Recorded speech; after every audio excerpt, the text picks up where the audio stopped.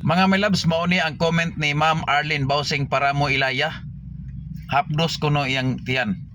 Ang ato amang kong gipost ani, iyang gikomentan kabahin ba tong udlot sa bayabas nga tambal sa acid reflux. Dili lang na siya tambal sa acid reflux. Pwede usab dai tambal sa ulcer ang dahon sa bayabas. Pero ang iyang gi-comment, hapdos kuno sa iyang tiyan.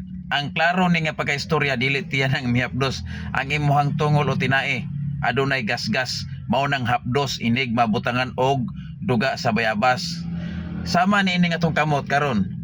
Kung ato ni siyang butangan og duga sa dahon sa bayabas, dili gini siya mohapdos kung wala ni siya gasgas o samad. Pero naa ni siya gasgas o samad, inigbutang sa dahon sa bayabas, hapdos gina kayo.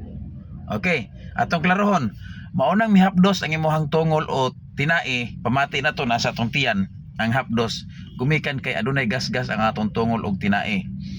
Dako kaayong tambal ang udlot sa bayabas, imo ra na siyang usapon kada buntag, dayon imuha sang tunlon.